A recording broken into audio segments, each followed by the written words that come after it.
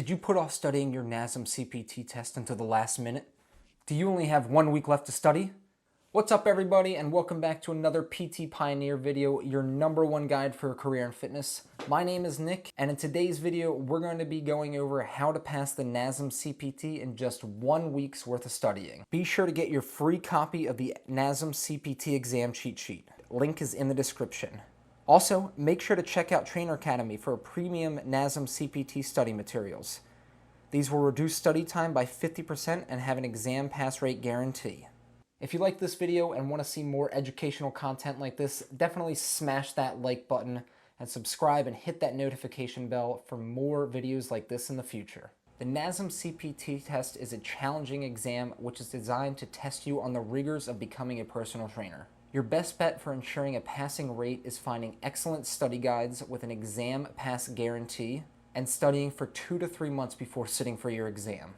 However, if circumstances have forced you to prepare for this exam in just 1 week, hope is not lost. You can still prepare for and pass your NASM CPT in just 7 days worth of studying.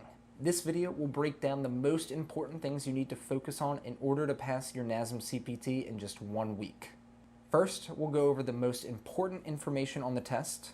Next, we will go over our recommended study optimization strategies. And finally, we will go over a 7-day study blueprint which will guide you through each day of studying. It includes a hands-on program development and will have you perform practice workouts to hammer in the information.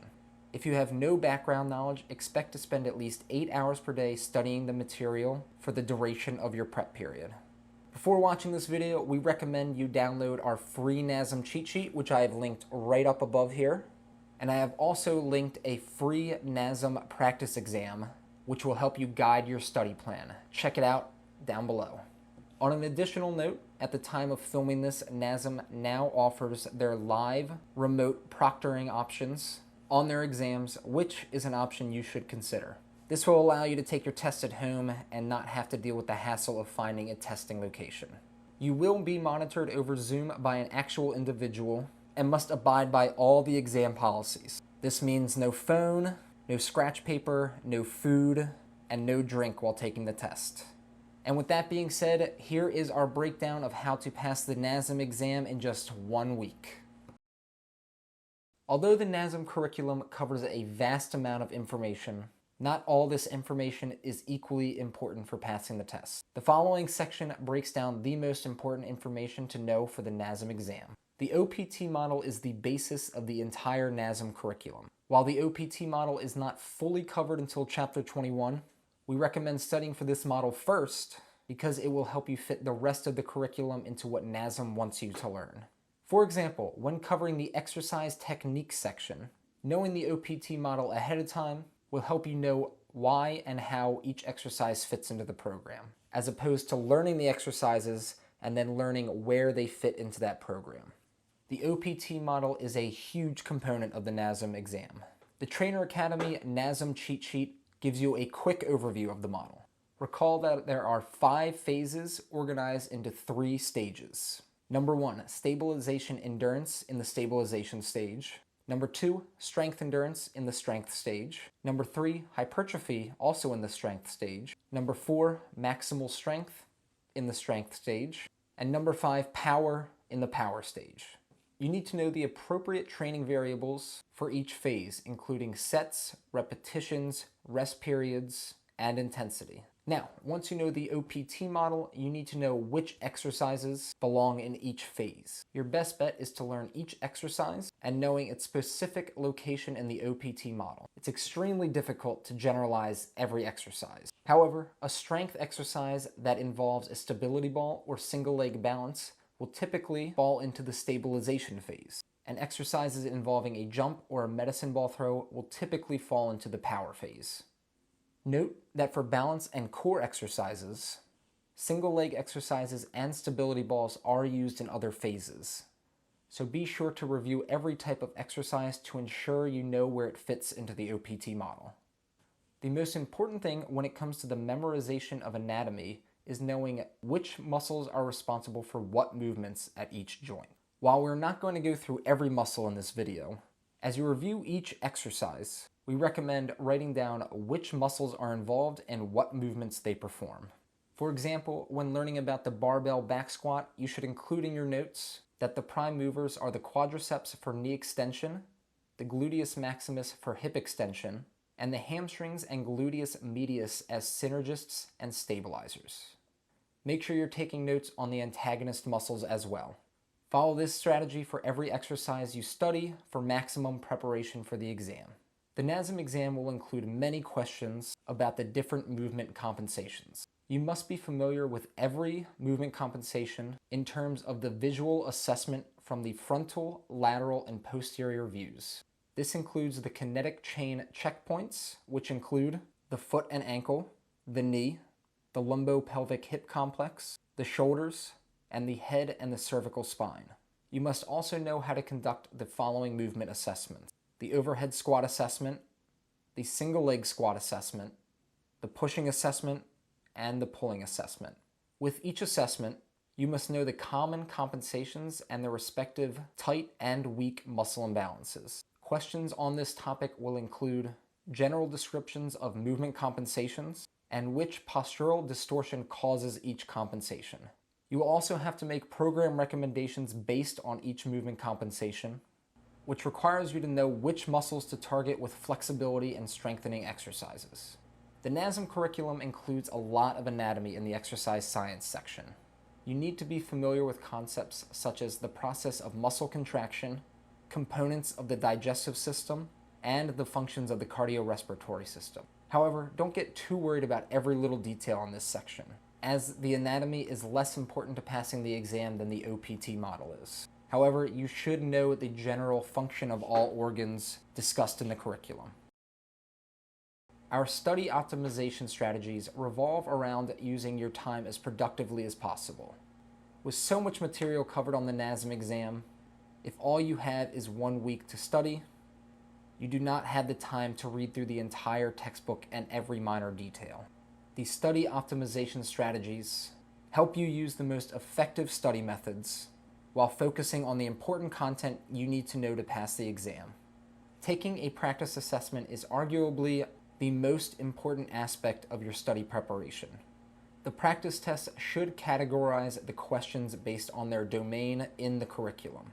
This type of practice test can give you immediate feedback on which areas of knowledge you are already strong on and which you may be weaker on.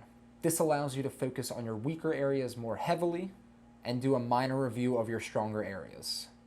A study program that includes categorized questions will be a huge boost to your study preparation, particularly if you only have a week to prepare.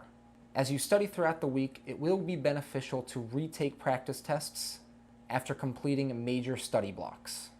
A practice test at the beginning, the middle, and the end of the study week will ensure you're improving your knowledge and gauge where you stand in each section. Once you have your first practice test score, you're ready to set your sights on your areas of improvement. If you struggle with every aspect of the material, you should divide your study time based on the weight of the material in the exam. If you are strong on certain elements, focus your study time on the weaker aspects and just do small amounts of review on stuff you already know. Spaced repetition flashcards are study flashcards that allow you to rate how well you know each flashcard as you study them. A normal deck of flashcards with, for example, a muscle name on one side and its respective movement on the other side would have each individual card show up at roughly the same rate, depending on whether you shuffle the deck. With spaced repetition flashcards, as the cards appear, you can rate your knowledge of that specific card. A card with a lower knowledge rating will appear more often as you study the deck, while cards that you rate as knowing well will appear less often. Of course, this requires having flashcards in a digital format in an application with a spaced repetition feature. Brainscape and Anki are two example software programs that offer the spaced repetition feature. Using spaced repetition flashcards is another example of focusing on your weakest points in the NASM curriculum. Although you will be spending a large amount of time studying in the week leading up to your exam, do not neglect good self-care habits. Make sure you take short breaks every hour, get up, walk around, and stretch. Eat healthy meals, get a few workouts in throughout the week, and make sure you're getting at least 7 hours of sleep each night. As a part of the study program, we recommend performing the sample workouts that you will be creating using lighter weights. This can double as your study and your exercise time. Regardless of how well you've prepared, if you show up to the test with little to no sleep, no exercise, and eating an unhealthy diet all week, all of your hard preparation can go to waste when you sit down for your exam and blank on the first screen. The final tip for passing your NASM exam in just 1 week is setting up a proper daily study plan. If all you have is 1 week to prepare, you need to properly manage your time every day. Ideally, you should be spending 6 to 8 hours a day studying the material to ensure you can pass the NASM exam in just 1 week. Setting a daily study plan that focuses on the most important information as well as your weak points is an absolute must in order to pass this test. Our following study plan has you plan and perform a condensed OPT model program on yourself as a practice client. This hands-on approach will be much more effective for helping you memorize the OPT model. If your practice scores are strong for certain areas and weak on others, you should adjust your study focus based on your scores. On the morning of day 1, you should take a practice exam to determine your weak points. Learn and review the OPT model phases, including the relevant workout variables. Write out each phase, including the focus, sets, repetitions, tempo, rest periods, and appropriate weight if applicable. During the afternoon of day 1, study the health, postural, and movement assessments, and perform practice assessments in the mirror or with a partner. Take your pulse if possible, and take circumference measurements as well. For the movement assessments, note each checkpoint in the kinetic chain for every exercise, and then write down your relevant observations. From what you observe in the movement assessments, write down all of your overactive and underactive muscles based on the guidelines in the NASM curriculum. Refer to the NASM curriculum as needed to complete your assessment. If you do not observe any imbalances, create a hypothetical list for each imbalance and pretend that in fact you did observe these imbalances. On the morning of day 2, review all of the stabilization exercises. Then create a sample program for a stabilization client using real or hypothetical postural distortions found in your day 1 studying. Then perform a practice round of the program that you created if you have the available equipment using lighter weights. You should reduce the rest periods, the weight used, and the total number of sets for time efficiency, but try to perform each exercise for at least 1 set. Perform the exercises in the appropriate order for each workout, and do all of the workouts you plan for the program. You'll do day 1 first, day 2 second, day 3 third, etc., etc. On the afternoon of day 2, review Chapter 1, The Modern State of Health and Fitness, and Chapter 2, The Personal Training Profession, in the Professional Development and Responsibility section. Use flashcards if available. Depending on how much time you need for Chapters 1 and 2, you can continue on to Chapters 3 and 4.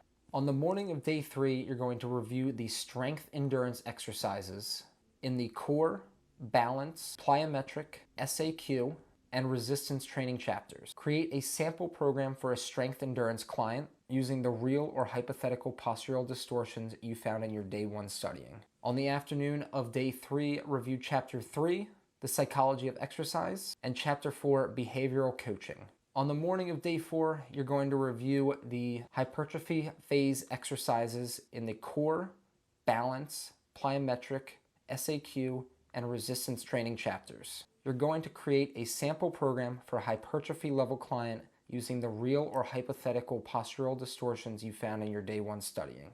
If possible, perform the hypertrophy program using the same guidelines as the previous practice session. On the afternoon of day 4, review Chapter 5, the nervous, skeletal, and muscular systems, and Chapter 6, the cardiorespiratory, endocrine, and digestive systems. You're also going to retake your practice exam, and you're going to observe improvements in sections 1, 2, and 3 compared to your baseline test score. On the morning of day 5, you're going to review the maximal strength phase exercises in the core, balance, plyometric, SAQ, and resistance training chapters. You're then going to create a sample program for a maximal strength phase client using the real or hypothetical postural distortions you found in your day 1 studying. If possible, perform the maximal strength phase program using the guidelines from the previous workouts. During the afternoon of day 5, you're going to review Chapter 8, Exercise, Metabolism, and Bioenergetics, as well as Chapter 9, Nutrition, and Chapter 10, Supplementation. You're then going to do a practice nutrition discussion with a friend or a pretend client. Make a list of your recommendations, and more importantly, make sure you're sticking to your scope of practice. On the morning of day 6, you're going to review the power phase exercises in the core, balance, plyometric, SAQ, and strength training chapters. You're then going to create a sample program for a power phase client using the real or hypothetical postural distortions you found on your day 1 studying. If possible, perform the power phase program workouts using the guidelines from previous practice workouts. On the afternoon of day 6, you're going to review Chapter 23, Chronic Health Conditions and Special Populations. Using your previously designed OPT programs, you're going to create an adjusted program for each of the major chronic conditions listed in the chapter. On the morning of day 7, you're going to review Chapter 15, Cardiorespiratory Training Concepts. You'll then create a sample cardiorespiratory program for yourself for each cardiovascular exercise. Note the target heart rate for each intensity and your plans for progression on each phase. Based on your previous fake or real postural distortions, which cardio machines should be avoided? Finishing off the morning of day 7, you're going to take your final practice exam. During the afternoon of day 7, review your weakest points for the rest of the day. Then, drink a big glass of water, get a healthy meal in, and get ready for a full night's rest. Finally, you're going to wake up on day 8, head over to your testing location, and crush the NASM CPT exam. We hope you enjoyed this video and learned a lot about how to pass the NASM CPT in just 1 week's worth of studying. Make sure to head over to PTPioneer.com and claim your free NASM cheat sheet, and then head over to traineracademy.org for their premium NASM CPT study materials. If you learned something from this video and you recently passed your NASM CPT, definitely smash that like button, subscribe, and hit that notification bell for more of these videos coming out in the future.